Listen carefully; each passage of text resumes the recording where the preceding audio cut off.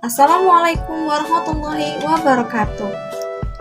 Hai teman-teman, perkenalkan nama saya Dea Arfiani. Saya mahasiswa dari Pendidikan Fisika Universitas Sultan Ageng Tirtayasa Angkatan 2019. Video ini saya buat untuk memenuhi tugas mata kuliah PLP. Pada pertemuan ini kita akan membahas mengenai fluida dinamis. Berikut ini adalah kompetensi dasar dan tujuan pembelajarannya.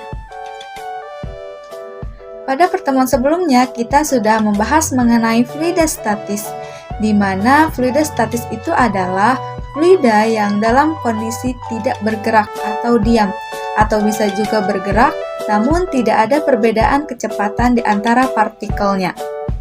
Fluida statis memiliki sejumlah besaran-besaran, yaitu seperti massa jenis, tekanan, dan tekanan hidrostatis. Pada materi fluida dinamis ini, kita akan membahas mengenai fluida ideal, asas kontinuitas, asas Bernoulli, teorema Torricelli, dan penerapan fluida dinamik pada teknologi. Yang pertama yaitu fluida ideal. Fluida ideal adalah fluida yang tidak kompresibel atau tidak mengalami perubahan volume karena tekanan. Artinya bahwa fluida ideal itu adalah fluida yang kerapatan atau massa jenisnya sulit diubah dan tidak memiliki gesekan dalam atau yang bisa kita sebut dengan viskositas.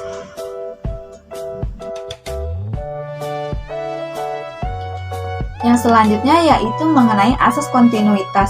Persamaannya sangat sederhana yaitu jumlah yang masuk harus sama dengan jumlah yang keluar, atau bisa kita sebut juga dengan debit. Debit itu dinyatakan dalam volume per waktu. Jadi satuannya yaitu meter kubik per detik. Bisa juga kita tulis dengan luas penampang atau A dikali dengan kecepatan atau V kecil.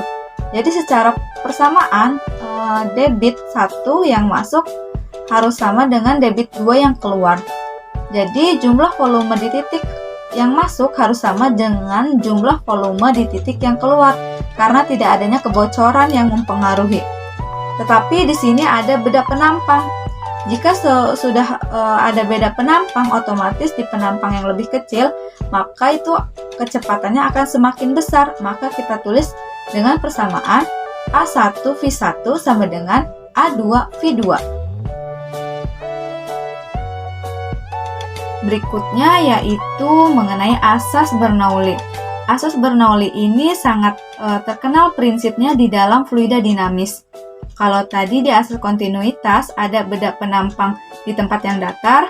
Nah, kalau asas Bernoulli itu bisa menghitung untuk pipa yang beda ketinggian dan beda luas penampangnya, di mana persamaannya adalah P1 atau tekanan di bawah plus rho GH1 plus setengah rho V1 kuadrat sama dengan P2 atau tekanan di atas plus rho GH2 acuannya sama yaitu tanah plus setengah rho V2 kuadrat.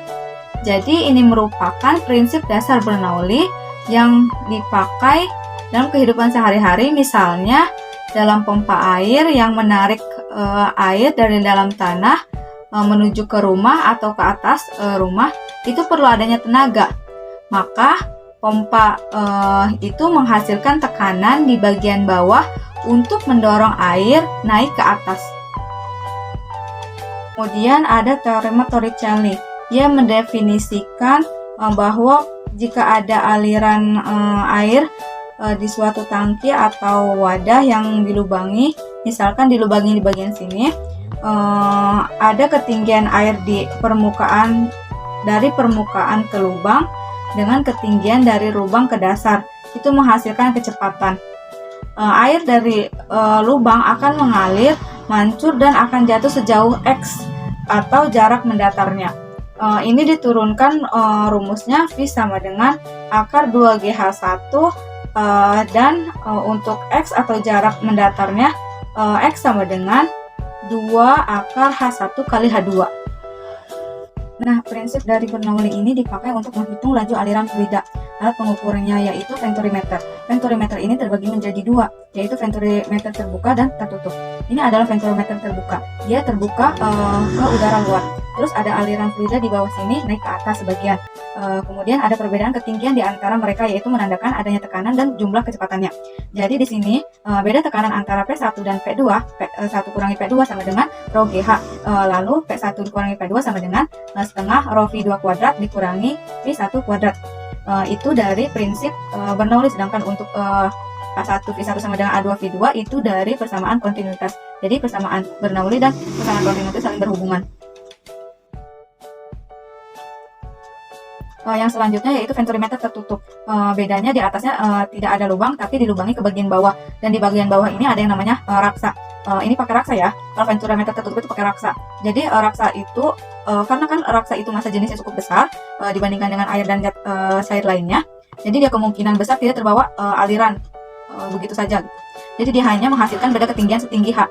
Jadi di sini bedanya adalah kalau tadi di bagian venturimeter terbuka itu rho GH, dan kalau di bagian venturimeter tertutup ini rho GH-nya diganti menjadi rho raksa dikurangi rho-nya si fluida yang mengalir dikali dengan GH, sisanya sama gitu ya, sama dengan venturimeter terbuka. Nah, yang selanjutnya yaitu tabung pitot. Ini untuk mengukur laju aliran gas. Nah, di sini dipakai di pesawat terbang buat mengukur laju aliran udara di luarnya. Nih ditandai di sini ya, di bagian bawahnya, di bagian bawah kokpit. Ini ada titik di bagian sini ya, buat mengukur laju aliran udara yang mengalir di sini.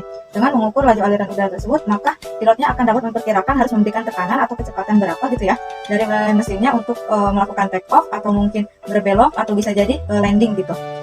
Nah, tabung pitot ini bagannya seperti ini ya, bagannya ada A di atas, ini ya A-nya, di sini B, dan beda tekanan antara A dan B itu sama dengan rho raksa dikurangi rho fluida dikali dengan GH, juga setengah rho V2 gitu ya. Jadi yang dikali dengan V itu adalah fluida yang mengalir, yaitu berupa gas. Berikutnya gaya angkat pesawat. Nah, ini adalah penampang pesawat dari samping ya, yang dilihat dari samping. Ini menggambarkan aliran udara yang terjadi ketika pesawatnya jalan nih. Jalannya ke sini lalu akan menghasilkan udara yang mengalir lewat atas dan bawahnya sayap pesawat gitu. Nah, nanti di atas akan menghasilkan tekanan dan di bawah juga akan menghasilkan tekanan. Agar pesawatnya bisa naik, di bawahnya harus memiliki tekanan yang lebih besar daripada di atas. Jadi P2 harus lebih besar dari P1. Dan untuk F-nya juga sama, atau gayanya juga sama. F2 itu harus lebih besar dari F1. Dan untuk kecepatannya itu,